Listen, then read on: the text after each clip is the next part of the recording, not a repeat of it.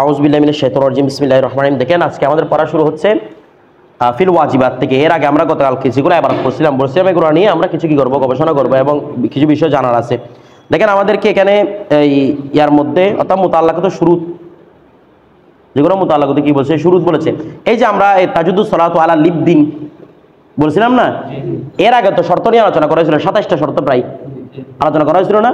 কোনটা নামাজকে শুরু করার জন্য শর্ত, কোনটা এখানে রুকনও ছিল, আবার কোনটা দাওয়ামের জন্য শর্ত, আর আবার কোনটা পূর্ণতার জন্য শর্ত ছিল কি না? ছিল, 27টা শর্ত ছিল।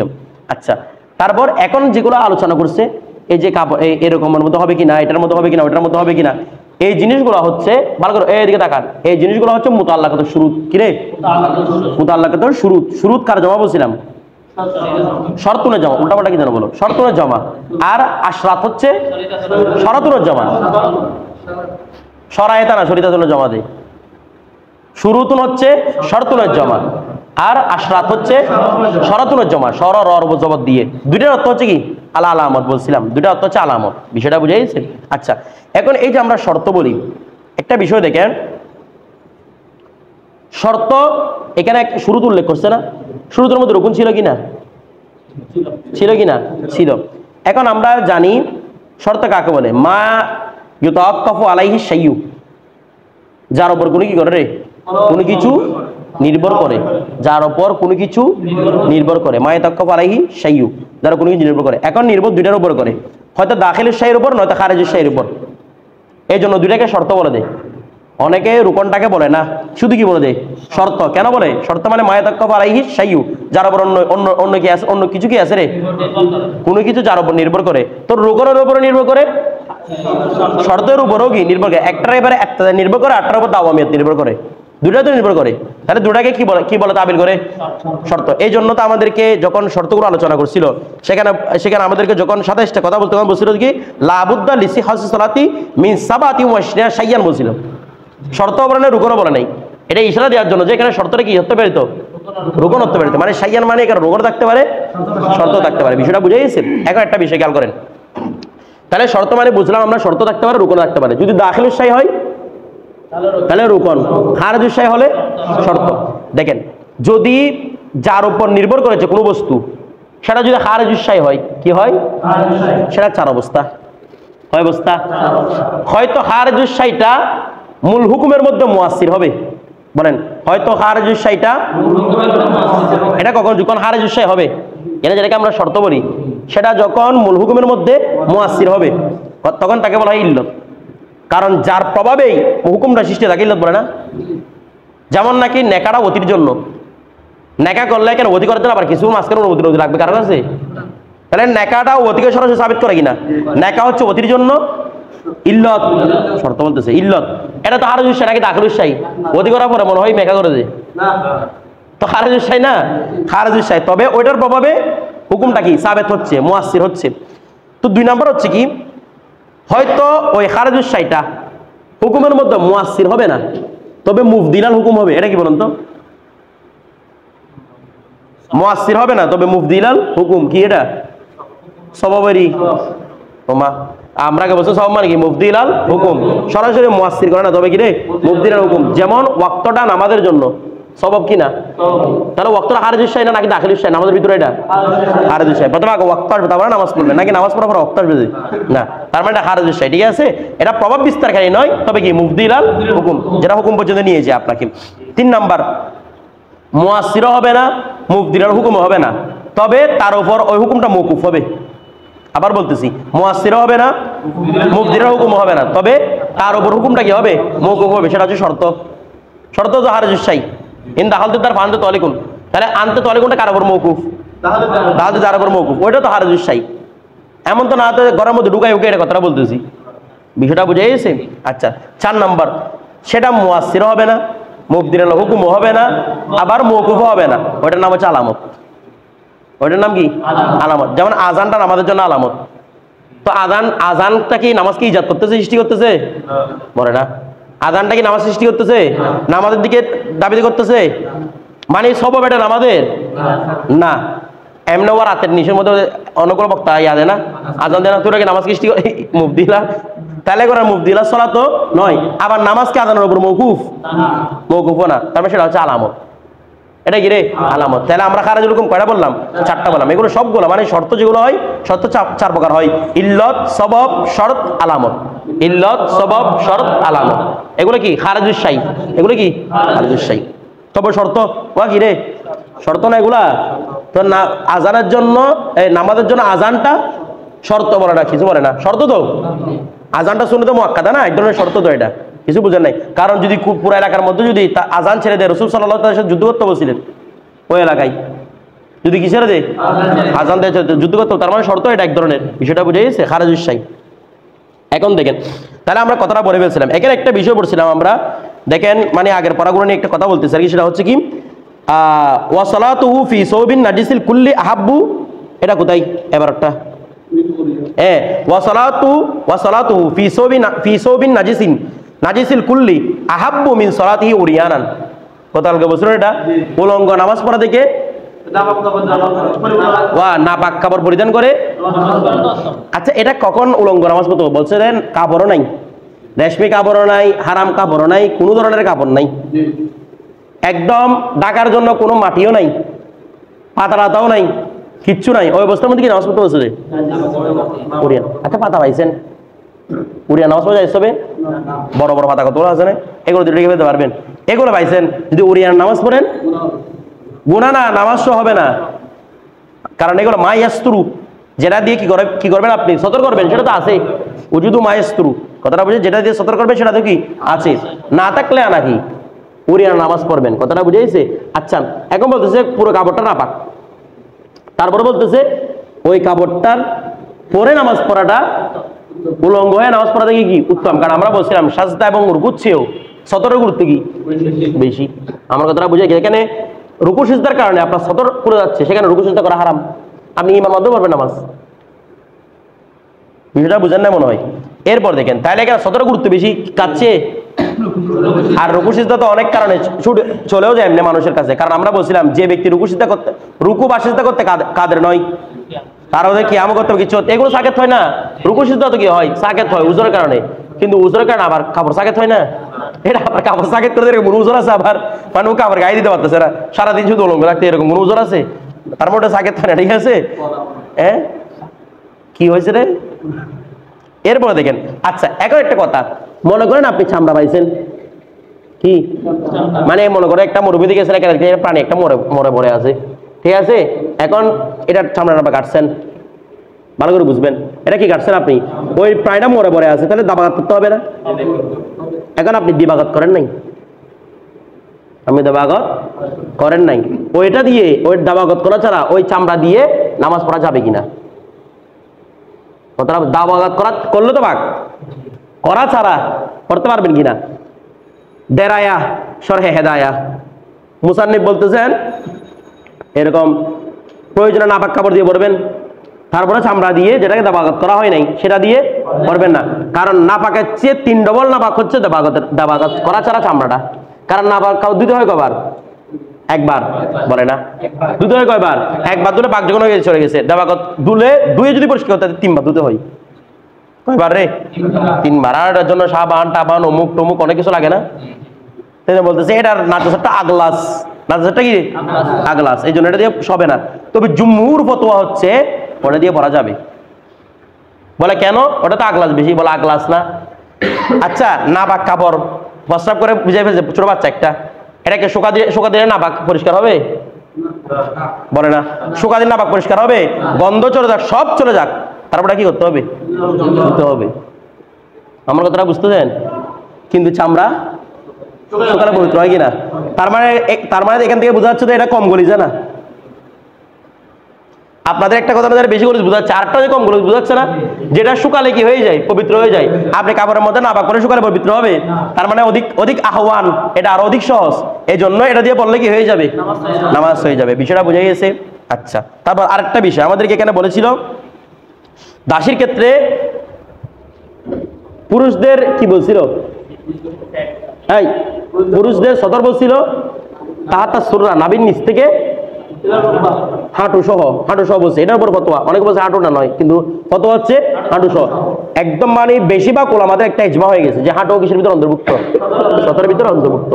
আচ্ছা এখন একটা বিষয় দেখেন, তাহলে হাঁটুও কিসের অন্তর্ভুক্ত?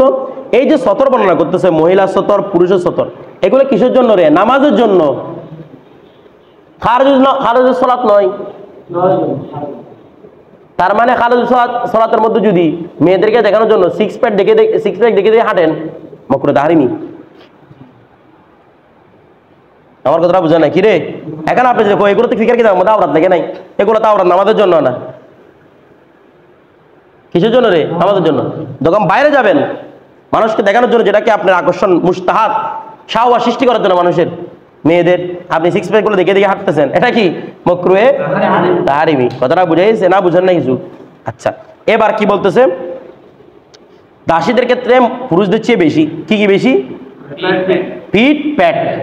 আচ্ছা তো আমরা বলছিলাম ফ্যাট মানে কি রে? পুরো বুকস হয় এগুলা কি? শুধু ফ্যাটটা তো এরকম এগুলা, এটা বলছিলাম। আচ্ছা তো একটা প্রশ্ন আসবে এখানে, জহার এবং কি বলেছে? বতন, আল বতন ওয়াজ জহর। তো উনি একসাথে এগুলো বলতে পারেন নাই? সদর, বতন, তারপর কি এই জহার, এগুলো বলতে পারেন নাই? সদরটাকে বাদ কেন দিলেন উনি? এটা কেন? আমরা জানি বতন মানে এটা পুরোটা বুঝাচ্ছে, কিন্তু উনি বতন শব্দটা কেন নিয়েছেন? শুধু উনি নয়, প্রায় অধিকাংশ ফিকার কিতাবের মধ্যে লেখা আছে জহর এবং বতন। কেন? কারণ ওমর রাদিয়াল্লাহু তাআলার যুগ পর্যন্ত দাসীদের বুকটা সদর ছিল না, পেট সদর ছিল, বুক সদর ছিল না। এটা কিরকম কথা? আবার বুকানো সদর বেশি হওয়ার কথা,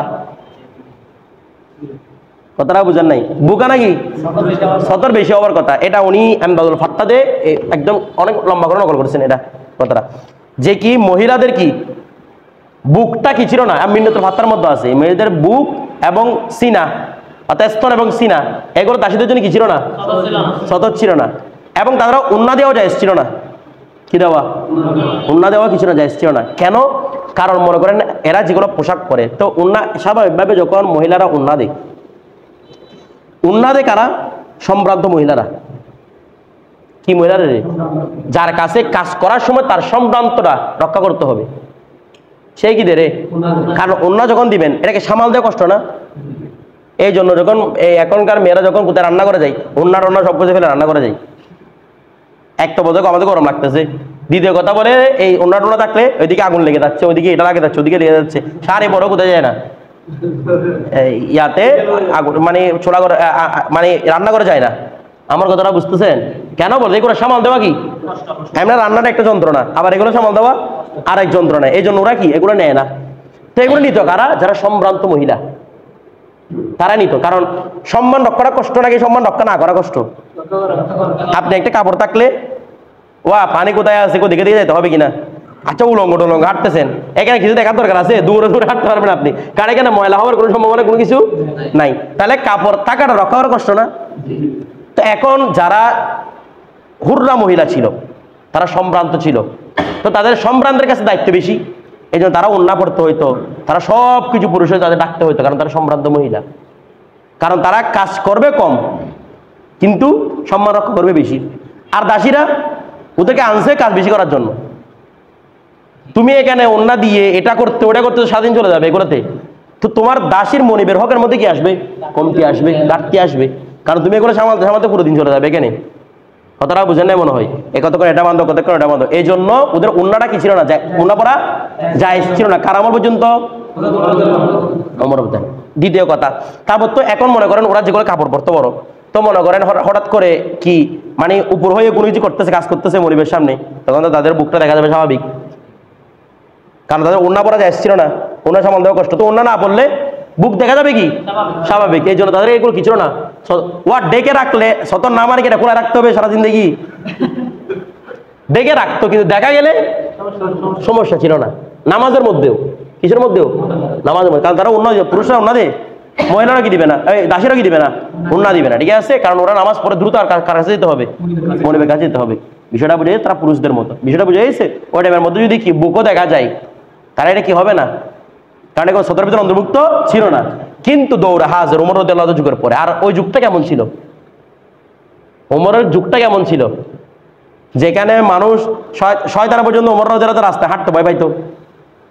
আচ্ছা যিনি সবচেয়ে সাহেবুল ওয়াসওয়াসা, যেদিকে ওমরদের হাঁটে সেদিকে সাহেবুল ওয়াসওয়াস হাঁটতে কি করে, ভয় পায়, সেখানে মানুষকে ঘুরতে ওয়াসওয়াসা দিবেন, আমাকে বুঝাই বলেন। এটা দৌড় ওমর, কথাটা বুঝতেছেন? মানুষের কাছে অত এগুলা নিয়ে দাস দাসীদের নিয়ে যেভাবে মনে করে স্বাভাবিকভাবে যারা সলিমুল আকল, ওই যে গতকালকে বললাম যারা কি এই ঘরের চাকরানি ফাকরানি আছে এগুলো, আর তো এগুলোর দিকে আমাদের চোখ তেমন যায় না, সম্ভ্রান্ত মহিলার দিকে। আর যদি আকলটা যদি উল্টাপাল্টা হয়ে যায় তখন দেখেন সম্ভ্রান্ত সম্বন্ধে কিছু জানবেন না আপনি। কথাটা বুঝে গেছে? এটা হচ্ছে ঘরে সলিমুল আকল। সলিমুল আকল যারা আছে তাদের রুচি সহজেই এদিকে যাবে না।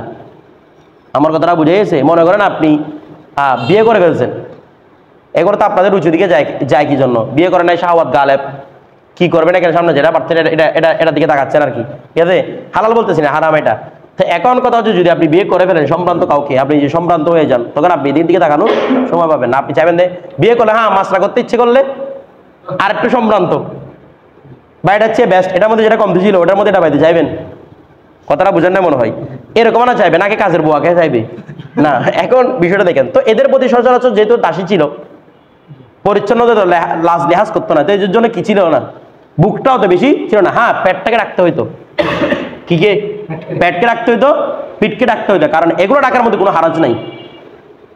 কাজ করতে এগুলো ডাকার মধ্যে কিছু বলতেছে না। ও এখনকার মহিলারা যখন কাজ করে উনার না ফেলে দেয়, এদিকে কাপড়টা অবশ্যই খুলে ফেলে, পিঠের মধ্যে রাখতে কোনো অসুবিধা নাই, পেটের মধ্যে রাখতে কোনো অসুবিধা নাই। আমার কথাটা বুঝে গেছে? এই জন্য বছর বুকটা হারাজের কারণে কি নয়, সতর ভিতরে অন্ধ। কিন্তু দৌড়াহাজের এবং উমরদের যুগের পর থেকে যেহেতু এখন আরো আজম শাহওয়াত হয়ে গেছে, মহল শাহওয়াত হয়ে গেছে বুকটা, এই জন্য এই টাইমের মধ্যে বুকও রাখতে হবে, অন্যও দিতে হবে দাসীর কাছে। বলে যে দাসী কোথায়, সামনে আসবে তো আবার। এখনো আছে না, এখনো কিনতেছে তো মহিলাদেরকে কিনে না, কি সুগার ডেডি সুগার মাম্মি কি কতগুলো বলে, আমরা জানেন না এগুলা, এগুলো দাসীর মধ্যে কিনে ফেলে আর কি। এগুলা কি সুগার ডেডি মানে এটা হচ্ছে বুড়া হয়ে গেছে বেটাটা, বুঝছেন? এখন ওর কাছে বউ মরে গেছে, একটা সাথী দরকার ইয়ং টাইপের। তো একটা বিশ্ববিদ্যালয়ের মেয়েটে যেগুলো আছে এগুলো কন্ট্যাক্ট করে কি করে বলে, তোমাকে আমি রেজিস্ট্রেশন ফিটি যা আছে সব দিয়ে দিব, তোমার আমি পুরো মাদ্রাসা ফ্রি করে দিব, মাদ্রাসা বলতেছি পুরো বিশ্ববিদ্যালয় ফ্রি করে দিব, তারপর তোমার যা চাহিদা আছে কোনো চাহিদা আমি কি রাখবো না, অপূর্ণ রাখবো না। তো ওরা একদম বলে আমি যে একটা আইফোন কিনতে পারবো না, ঈদের কাছে আমি একটা আইফোন, কথাটা বোঝেন নাই? জিনিসগুলো বড় বড় মার্কেটে ঘুরতে পারবো না, এটা হলে ঘুরতে পারবো। ওরা কি করে অ্যাপ সব ওয়েবসাইট পর্যন্ত আছে এইগুলার, sugar daddy sugar mummy. Sugar mummy মানে বুড়ি হয়ে গেছে, এটা একটা আপনাদের মতো জঞ্জালের দরকার ওর কাছে, ঠিক আছে? আপনাদের সব পূর্ণ করবে, কিতাবাদি কিনে দিবে, তো এরকম ওরা তারপরে নিয়ে যায় আর কি, ঠিক আছে? এটা সুগার ডেডি, তো এগুলো এক ধরনের দাসদাসীর মতো, কথাটা বুঝেন নাই? আচ্ছা, তারপর দেখেন বিষয়টা বুঝতেছেন? এটা এখন দাসদাসীর সামনে আরো স্পষ্ট হবে, এটা সামনে কিয়ামতের আগে আগে আরো এগুলো স্পষ্ট দাসদাসীর পথ আবার চলে আসবে। তখন দোকানে দোকানে বিক্রি করা হবে, মানুষ বিক্রি চলতেছে, ঠিক আছে আগের মতো। আচ্ছা, এরপরে তারপর আমাদেরকে বলছে মহিলাদের,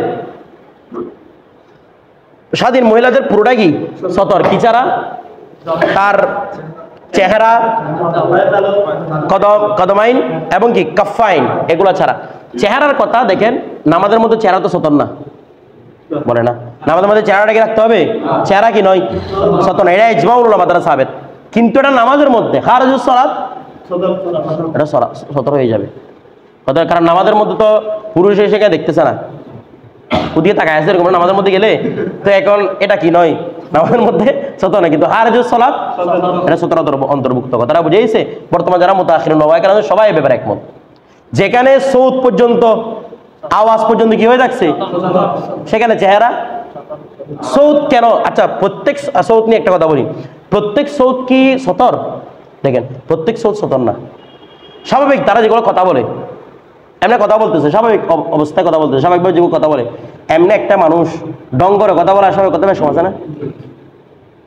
মোবাইল কোম্পানি যেগুলো কথা বলতেছে এগুলো আপনাকে সার ডাকে অনেক মজার করে কথা বলতেছে না, এবং অপর মানুষকে কথা বলতেছে। কিন্তু যদি স্বাভাবিকভাবে আপনার ঘরে যারা আপনার বোনরা আপনার সাথে কথা বলতেছে, আপনার মা আপনার সাথে কথা বলতেছে, ওরা কি ঢং করে কথা বলে? যেভাবে স্বাভাবিক কথা বলে ওই স্বাভাবিক কথাটা জায়েজ, ওই স্বাভাবিক কথা কি আছে রে, জায়েজ আছে। কথাটা বুঝেন নাই? কিংবা কর্কশ শব্দে। তো আমিউল ইসলাম রহমতুল্লাহ একটা কিতাব লিখছেন, এই ইসলামী জিন্দেগি, ওর মহিবত আপনারা দেখবেন বিভিন্ন কিতাবের। হাওড়ার উনি বলছেন পীরের সামনে মহিলা কিভাবে কথা বলবে, বড় কর্কশ আওয়াজে কথা বলবে। কি আওয়াজে? কর্কশ আওয়াজে। সৌতে হাসানা দিয়ে কথা বলবে না। কার সামনে? তো পীরের সামনে অবস্থা। আপনি কোন পীর হয়েছেন যে? এবার আপনার সামনে কথা কিভাবে বলতে হবে? তাহলে স্বাভাবিক অবস্থা যেটা করা রয়েছে সেটা কি নয়? সতর নয়। সতর কোনটা? যেটার মধ্যে কি রয়েছে? হাসানা রয়েছে, অনুভবে গান, কণ্ঠ সুর দিয়ে দিয়ে কথা বলা, মহিলাদের নাচ, এগুলো হারাম শোনা। মহিলা যদি কি বলে নাচ পরে, নাগামা বলা হয়। নাগামা বা এখানে উনি এমদাল ফাত্তার মধ্যে এগুলো এনেছেন, নাগামা বা নাগমা দুটাই বলা যায়। ওরা এগুলো নাচ পরে, নাচগুলো শ্রবণ করাও কি আমার কথাটা বুঝতেছেন? কারণ এগুলো সৌতে হাসানা দিয়ে পরে নাকি কর্কট ভাষায় পড়ে নাচগুলা, সৌতে হাসানা দিয়ে কথাটা বলছে। এগুলো সতর, এগুলো কি রে? সতর। আজান পর্যন্ত দেওয়া যায়, সেটা শুনতে মক্কাদা না, তারা শুনতে মক্কাদা না। এটা আপনারা কিভাবে জায়েজ করতেছেন? বিষয়টা বুঝে গেছে? আচ্ছা, তো এই ব্যাপারে সমস্ত উলামায়ে কেরাম আরবে আজমে সবাই একমত। সবাই কি একমত? এবার আসেন তো সৌতুল মরা মানে কোনটা বুঝাই? সৌতুল মরাতিল হাসানা, সৌতুল মরাতিল হাসানা যেটা কি রে? সুন্দর, যেটা শুনতে একটা মানুষের কান টানে, ছেলেদের শাহওয়াত বাড়ে ওটার প্রতি, ওই রকম আওয়াজ কি হারাম? অন্যথায় কি নয়?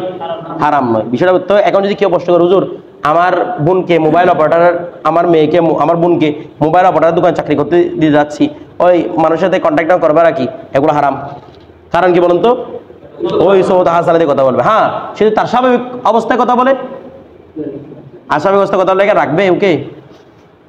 ওকে রাখবে না। দেখেন ওকে বলতে হবে এখানে কি আপনার সৌদ হাসানা দিয়ে বলেন, কথাটা বুঝে। শুধু শুধু মহিলাদেরকে বানানো, পুরুষরা বলতে পারে না এগুলা? পুরুষ নাই এখন মহিলারা। তারপর দেখেন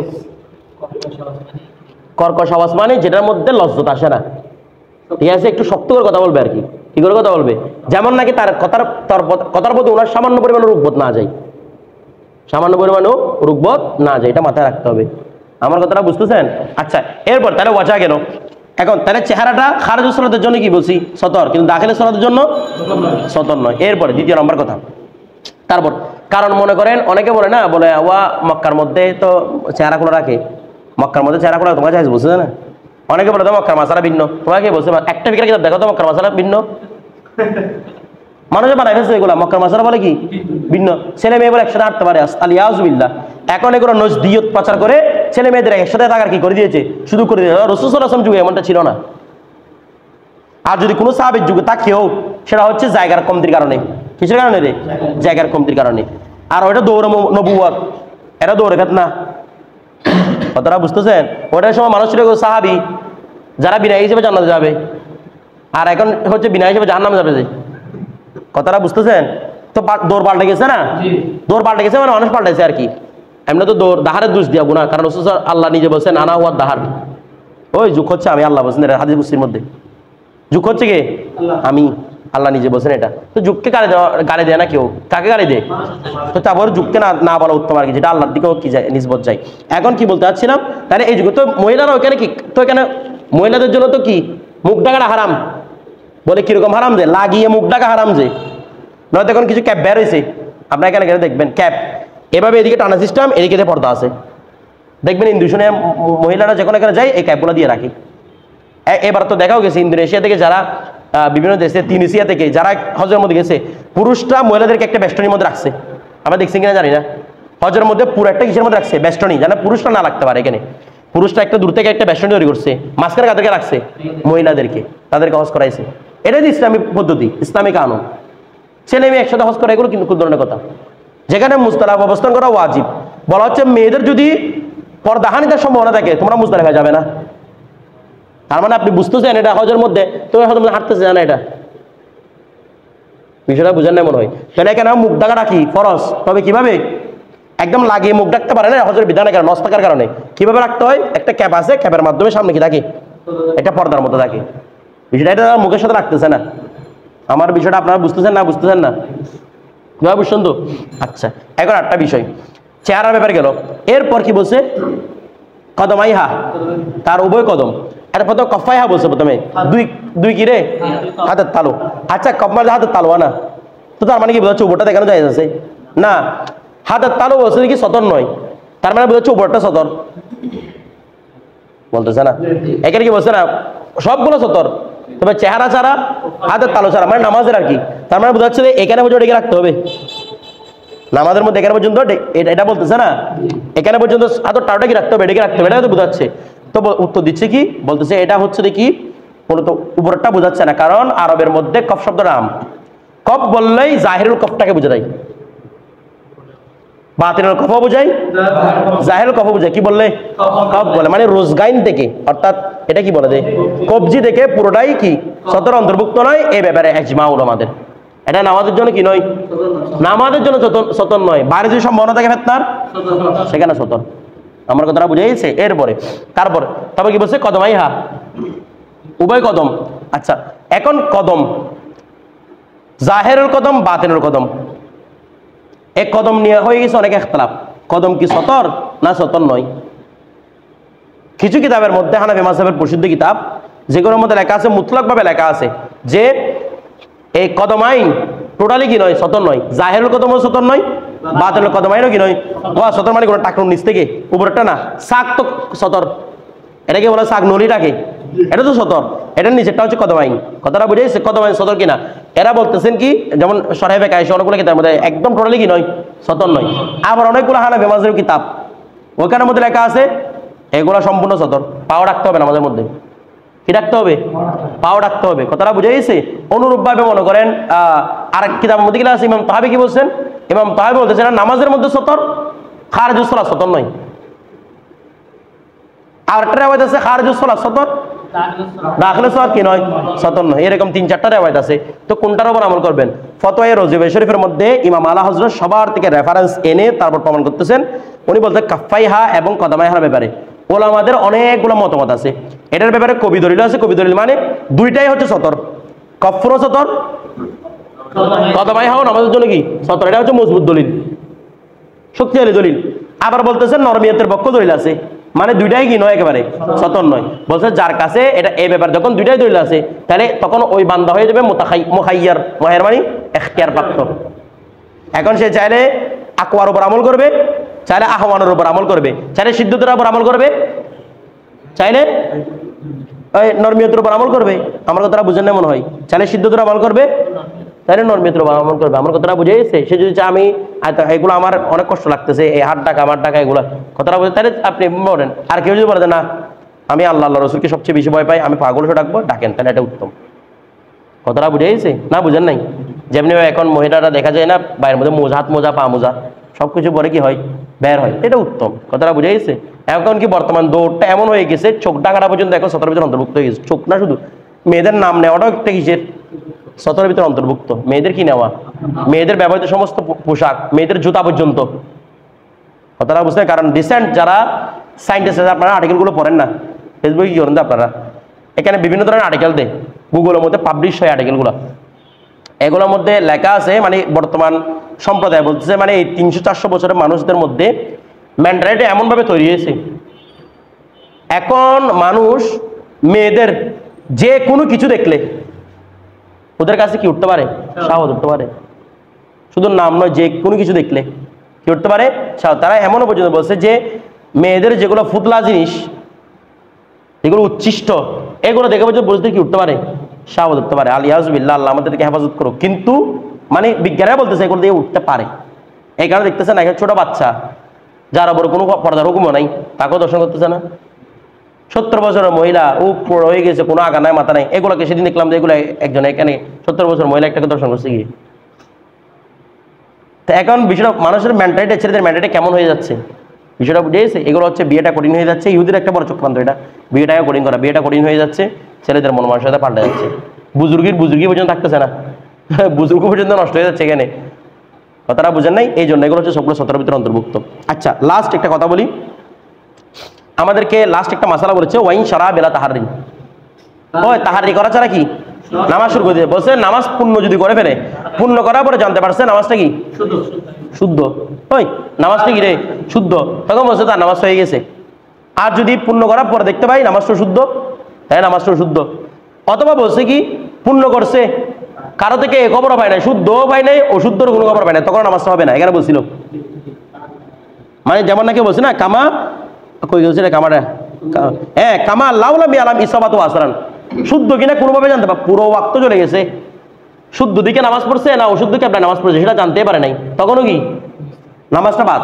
আবার বলছে নামাজ ওই অবস্থার মধ্যে বাদ হবে, বেলা তাহারি শুরু করছে, তাহারি করে না বেলা তাহারি শুরু করছে, নামাজের মাঝখানে জানতে পারছে নামাজটা শুদ্ধ করতেছে, তখনও কি নামাজ বাদ। তো এখন উনি যে কথা লিখেছেন ফতোয়া কোনটার উপর বসে, ওনার কথার উপর ফতোয়া নয়। শরহে বেকায়া, হেদায়া, বেনায়া, আর কোথায় দেখছিলাম? না না, এটা দেখি নাই, দেখছি কিনা সেটা মনে পড়তেছে না। যখন দেখছি এগুলো, যতগুলো দেখছি তোর মনে পড়তেছে আর কি। তারপর মনে হয় ফতোয়া তাতারখানিয়ার মধ্যে এটা এই কথাটা উল্লেখ আছে যে কি, যদি বেলা তাহাররি শুরু করে নামাজ পড়ার পরে জানক শুদ্ধটা, আগে জানক শুদ্ধ, যখনই জানক না কেন টোটালি নামাজটা হবে না। কারণ নামাজের জন্য তাহারি করা তার উপর কি ছিল? ফরজ ছিল। সে তাহারি করা এটা শর্ত ছিল একটা, সে এ মোতাল্লাক শুরু বলছে না এগুলা, সে তাহারি করা ছাড়াই কি করে ফেলেছে? নামাজ পড়ে ফেলেছে। এই জন্য সে পরেও যদি জানতে পারে যে নামাজ শুদ্ধ হয়েছে, কোনোভাবে তার নামাজ সহি হবে না, কারণ সে কি ছেড়ে দিয়েছে? তাহারি ছেড়ে। ওয়া আলাইহিল ফতোয়া, এটার উপরে কি ফতোয়া। বিষয়টা বুঝে গেছে? আমরা নতুন পড়া শুরু করবো। আচ্ছা।